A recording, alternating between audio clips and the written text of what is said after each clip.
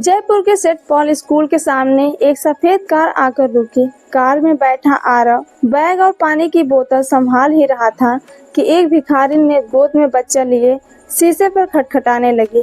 आरव ने शीशा नीचे किया और खींचते हुए बोला, अरे गाड़ी रुकी नहीं कि तुम लोग मांगने आ जाते हो, शर्म नहीं आती? भिखारी ने धीमे स्वर में कहा, बेटा कल से कुछ नहीं खाया, बच्चा भी भूखा है, 2 पैसे दे दो। आरव चिढ़ते हुए बोला, चल हट यहाँ से, वैसे ही लेट हो रहा हूँ स्कूल के लिए। तभी पास खड़ा उसका दोस्त नील बोला, यह ले मेरा लंच, तू खा लेना और यह पैसे भी रख ले, बच्चे के लिए दूध ले लेना। भिखारी ने थरथराते हाथों से लंच और पैसे लिए और दुआएं देती चली गई। आरव नील को देखकर थोड़ा झेप गया। आरव बोला, तू क्यों इन लोगों के पीछे लग जाता है? कल से रोज तेरे पीछे पड़ी रहेगी। खाना और पैसे दे दिए, अब खुद क्या खाएगा? नील मुस्कुराते हुए बोला, क्या तेरे टिफिन में खा लूंगा, खिला देगा ना? आरव हंस पड़ा और दोनों हंसते हुए अपनी क्लास की ओर बढ़ गए। कुछ हफ्ते ऐसे ही बीत गए। नील रोज दोपहर उस औरत को खाना देने जाता, बच्चे के साथ बातें करता। लेकिन एक दिन स्कूल के बाद नील जब पहुंचा तो वह वहां नहीं थी। अगले दिन भी वह नहीं आए। तीसरे दिन नील ने स्कूल के सामने खड़े एक सब्जी वाले से पूछा, वो आंटी जो यहाँ बैठती थी दिखाई नहीं दी। सब्जी वाले ने कहा, उनका बच्चा बहुत बीमार हो गया है, अस्पताल में भर्ती है, बहुत परेशान है। नील का चेहरा बदल गया। उसने बिना कुछ सोचे बैग नीचे रखा और दौड़ता हुआ पास के सरकारी अस्पताल पहुंचा। अस्पताल में अंदर जाकर देखा, भिखारिन एक कोने में बैठी फूट फूट कर रो रही थी। डॉक्टर दवा देने से मना कर चुके थे, पैसे नहीं थे। नील ने तुरंत 500 जेब से निकाले और डॉक्टर से कहा, प्लीज दवा दे दीजिए, इस बच्चे की जान बचानी है। डॉक्टर ने इलाज शुरू कर दिया।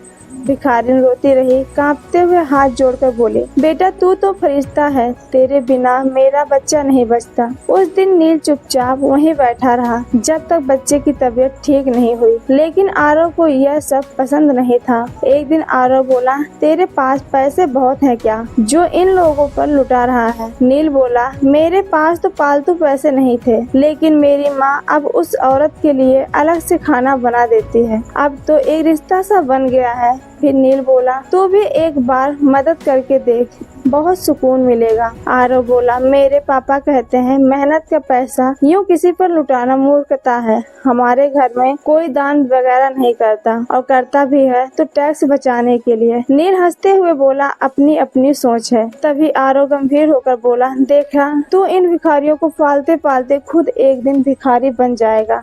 मेरे पास पैसे की कमी नहीं होगी। नील बोला, ठीक है, कॉलेज खत्म होने के बाद यहीं मिलते हैं, फिर देखेंगे कौन कहाँ पहुँचा। कुछ ही सालों में दोनों अलग अलग कॉलेज में चले गए और जिंदगी की दौड़ में खो गए। वक्त बीता। एक दिन आरव जयपुर के उसी पुराने स्कूल के सामने से गुजर रहा था। उसने देखा स्कूल के पास एक छोटी सी नाश्ते की दुकान थी, जिस पर एक औरत और उसका बेटा बैठा था। आरव ने पहचान लिया, अरे यह तो वही औरत है जिसे मैं हमेशा भगाया करता था और नील मदद करता था। उसे नील की याद आ गई, लेकिन वह उसे कहाँ ढूंढे। वहाँ से निकलकर आरव अपने ऑफिस पहुँचा। ऑफिस में मैनेजर ने मीटिंग बुलाई। सर, आपके पापा के जाने के बाद बिजनेस पूरी तरह डाउन हो गया है। एक गलत लोकेशन पर बिल्डिंग बनाकर सारा पैसा डूब चुका है। अब एक ही सरकारी प्रोजेक्ट बचा है, अगर वह भी हाथ से निकल गया तो 2 महीने में सब नीलाम हो जाएगा। आरव बोला, मुझे पता है, प्रोजेक्ट की फाइल भेजो, कल मैं खुद इंजीनियर से मिलूंगा, यह प्रोजेक्ट हर हाल में चाहिए। अगले दिन सुबह सुबह आरव जयपुर नगर विकास भवन पहुंचा।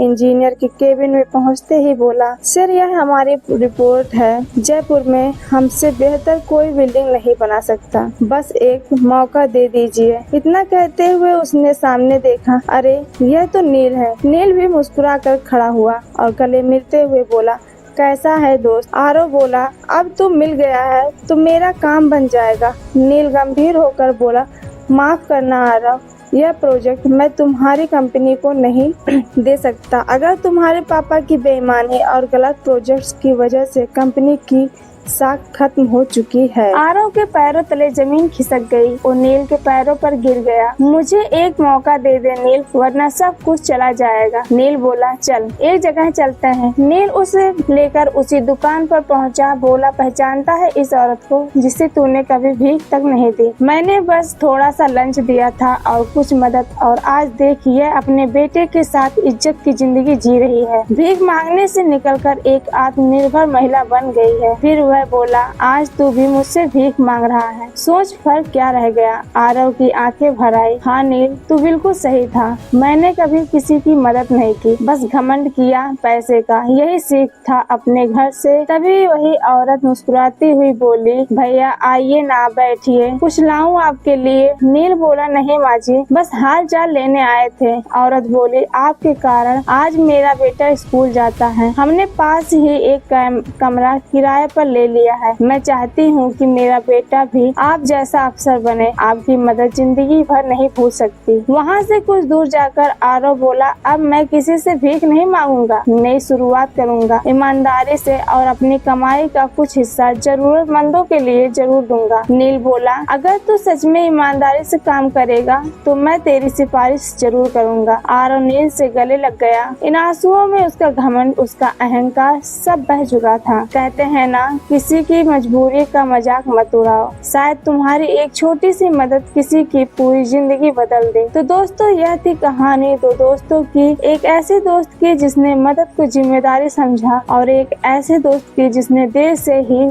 सही इंसानियत को समझा। अगर आपको यह कहानी अच्छी लगी हो तो कमेंट में जरूर बताएं कि आपको कैसी लगी है और कौन सा हिस्सा सबसे ज्यादा दिल को छू गया। अगर आप ऐसी कहानियाँ और देखना चाहते हैं तो चैनल को सब्सक्राइब जरूर करें, वीडियो को लाइक करें और इसे उन लोगों तक पहुंचाइए जिन्हें पैसे से ज्यादा इंसानियत की कीमत समझनी चाहिए। धन्यवाद, और फिर मिलेंगे एक और सच्ची दिल को छू लेने वाली कहानी के साथ। जय हिंद, जय भारत।